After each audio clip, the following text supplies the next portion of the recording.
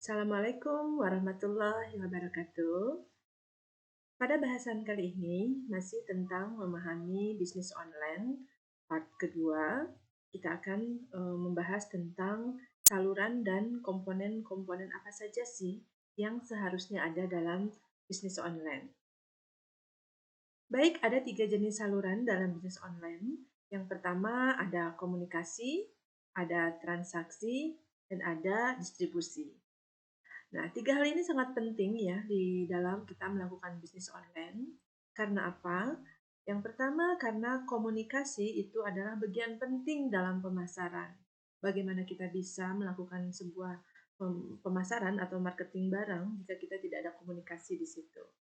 Jadi, komunikasi pemasaran itu yang sangat efektif, sangat membantu pada sebuah perusahaan atau industri yang melakukan pemasaran ini untuk mencapai target-target yang telah direncanakan oleh sebuah perusahaan.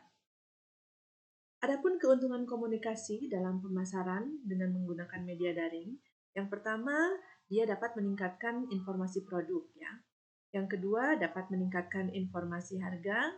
Yang ketiga, ketersediaan layanannya, lalu biaya komunikasinya rendah. Lalu dengan komunikasi ini dapat terjalin interaksi yang efektif atau interaktif ya.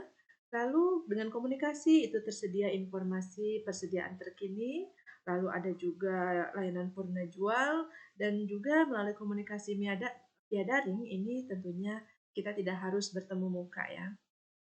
Nah, saluran yang kedua dalam bisnis online yang diperlukan adalah transaksi. Jelas ya, karena proses transaksi yang terjadi di dalam pemasaran daring ini memiliki banyak kelebihan dibandingkan dengan transaksi yang dilakukan secara luring. Sehingga transaksi daring ini bisa lebih efektif dan efisien untuk perusahaan. Jadi transaksi di sini kan bisa menggunakan media-media melalui dunia maya ya. Yang pertama bisa melalui banking, SMS banking, email banking, dan lain sebagainya, di mana kita tidak usah pergi ke bank untuk transfer segala macam. Dalam media daring ini kita bertransaksi menggunakan internet atau tidak menggunakan dunia maya. Dan selanjutnya, kelebihan dari transaksi yang dilakukan secara daring itu tentunya yang pertama adalah etalase virtual itu dapat dicapai oleh semua pengguna internet tentunya ya. Yang kedua, biaya transaksinya jelas, lebih mudah, lebih murah, dan mengurangi kesalahan manusia karena segala sesuatunya dilakukan oleh by system ya. Lalu yang ketiga, mengurangi waktu siklus pengadaan, lebih efektif tentunya. Yang selanjutnya adalah tingkat ketersediaan atau tingkat persediaan yang lebih rendah dan biaya overhead terkait lain halnya itu jadi sangat efektif sekali. Yang selanjutnya promosi dan penjualan langsung kepada konsumen itu sangat efektif, mempermudah ya. Lalu harganya sangat fleksibel, dan yang terakhir adalah biaya entry dan pembentukan biaya relatif rendah. Saluran yang ketiga dalam bisnis online adalah distribusi. Nah, proses distribusi sendiri itu pada pemasaran daring sangat efektif, sangat efisien, beda sama pemasaran luring. Di mana kalau pemasaran luring kan tahapan distribusinya lebih lama ya dibandingkan dengan tahapan-tahapan distribusi pada pemasaran daring. Tentunya hal ini terjadi karena proses distribusi luring itu melalui beberapa tahap atau beberapa proses pengiriman dari produsen ke distributor. Selanjutnya dari distributor ke agen, lalu agen ke sales, dan sales itu kepada customer atau konsumen ya. Sementara kalau dalam distribusi pemasaran daring, ini bisa dilakukan antara produsen dan konsumen secara langsung. Jadi lebih efektif dan lebih efisien. Nah, selanjutnya setelah kita mulai mengetahui apa sih saluran dalam bisnis online, kita juga harus mengetahui tentang komponen-komponen apa saja sih yang menunjang untuk kita melakukan bisnis online ya. Yang pertama ada data, yang kedua ada perangkat lunak atau software, yang ketiga ada keahlian jelas skills, dan yang keempat adalah jaringan atau network. Data adalah berupa fakta, teks, gambar, angka, kombinasi keduanya dan bisa juga berupa video ya. Jadi data ini merupakan modal yang sangat penting untuk keberhasilan sebuah perusahaan dalam menggunakan media daring. Nah, di mana pada proses pemasaran daring, data itu menjadi unsur yang sangat penting untuk selanjutnya akan diolah menjadi informasi bagi user atau pengunjung ya. Yang diperlukan lagi dalam bisnis online adalah perangkat lunak ya, software. Nah, perangkat lunak ini yang digunakan dalam pemasaran daring bisa dijumpai atau didapatkan di dunia maya secara gratis ya. Bisa kita langsung mendownloadnya begitu saja, ya paling modalnya hanya internet aja ya, kuota ya.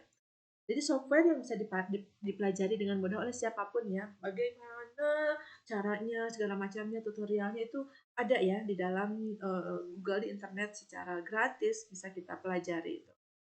Jadi beberapa software yang mendukung untuk keperluan pemasaran daring, diantaranya ada software untuk desain website seperti Dreamweaver, software untuk browser internet seperti Firefox, Google Chrome, Opera, atau Internet Explorer, dan lain sebagainya.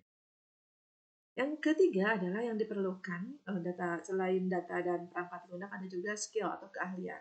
Jadi dalam bisnis online kita harus punya skill jelas.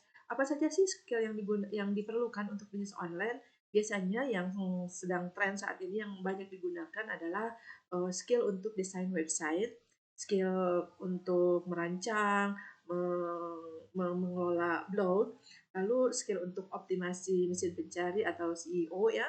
Lalu ada juga skill untuk pemasaran dengan email marketing, ada juga skill untuk media sosial pengelolaannya ya atau medsos spesialis, ada juga skill di bidang analisis jelas. Begitu. Lalu yang terakhir adalah yang diperlukan untuk komponen bisnis online yang lain adalah jaringan network tentu ya. Jadi seperti pada pemasaran luring, pemasaran daring juga membutuhkan jaringan untuk lebih mengoptimalkan website perusahaan atau perorangan ya. Jadi jaringan di dunia maya ini bisa dibuat dengan berbagai macam cara dan bisa dilakukan dengan berbayar atau juga gratis. Jadi peran jejaring sosial cukup signifikan sekali dengan website yang perusahaan miliki. Nah, baiklah, itu yang merupakan komponen ataupun saluran-saluran dalam bisnis online sudah kita pahami semua. Next kita akan lanjut ke pemahaman tentang pembuatan-pembuatan dari website, blog, dan lain sebagainya di pertemuan-pertemuan berikutnya ya. Terima kasih. Wassalamualaikum warahmatullahi wabarakatuh.